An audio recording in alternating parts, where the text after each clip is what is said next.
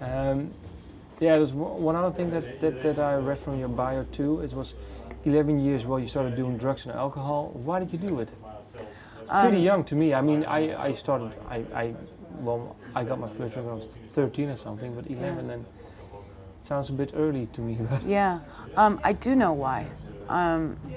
At the time, I didn't know why, but later my mom told me that they had said that I had mental illness and that I needed to be on medication. And my mom didn't believe in that. She was from a much older generation. She thought that that was ridiculous to put children on medication.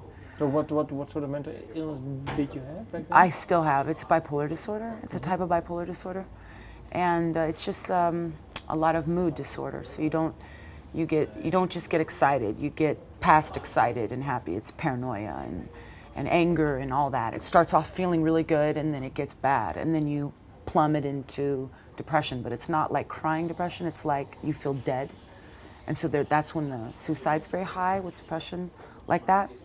So I was self-medicating, and I got away with it for a little while. And I would party with my sister Sharon, who I actually talk about on this record, a song called Sister Heroin. And then Sharon, she got AIDS from partying. And it was I mean, you mean by using wrong needles? Needles, yeah. And it was so shocking because we knew at that time what AIDS was, but it was so brand new that people thought if you had HIV, that they couldn't even be in a room with you. And she was, 20. What time? At 20? So I think she must have been. It must have been the early 90s. I was 12 going on 13 when she got it. Oh, so And she was mid-80s. 22 going on 23. So she actually died from it then. She did die from it. She died from it 10 years later. Yes. 10 years later. Yes. It was amazing she lived that long, actually, because now they have great medications. I know some people that have it, and they're doing amazing. Back then, all they had was AZT. And then it was before they were cocktailing it with other things that helped. And so the AZT just killed her. It just took her right out. Yeah.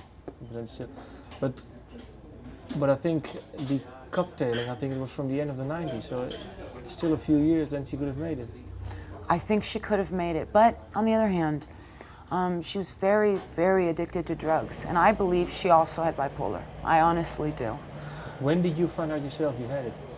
Well, my mom told me later on in life that they had said there was something wrong. They didn't put a label on it, but they said there's something wrong here. She said no to this. And then I started going into hospital for this. When was this? My first time in, I was 27. But that year I went in. At the end of the 90s. Yeah, 4 or 5 times I went in. And then and they were telling me, you have this thing. And I said, no, I don't. I said, I'm an alcoholic drug addict. That's what the problem is. If I get sober, everything will be fine.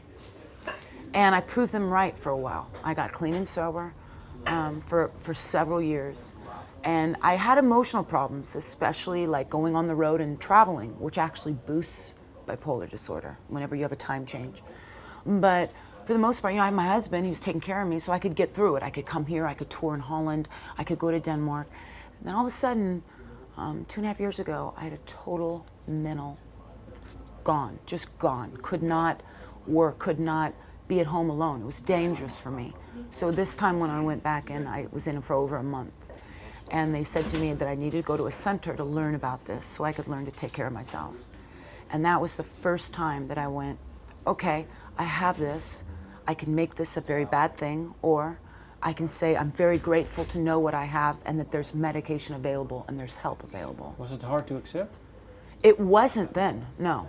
It was hard to accept for many years growing up, hearing about it. But at that point, I'd had enough. And I'd never felt so ill either. I'd never felt mania on that level. It was terrifying. So when they put me on the medication, I instantly started feeling better. I didn't feel as afraid, as insecure, as paranoid. I didn't feel those low bottom depressions. And I was a little skeptical about it, even though I was feeling better, because I had heard that it takes away your creativity. But interesting with me, for some reason, and I'm sure with other people who've taken it, that I got more creative. And I asked my doctor, I said, why am I being able to work more and focus when I'm writing a song? And he said, because you're not so scattered. You're not going 1,000,000 miles an hour. You're slowed down so you can concentrate. So, I could have decided to keep this very quiet, but just like I was really open for years now about alcoholism, getting sober, I noticed that by doing that, it helped me to stay sober.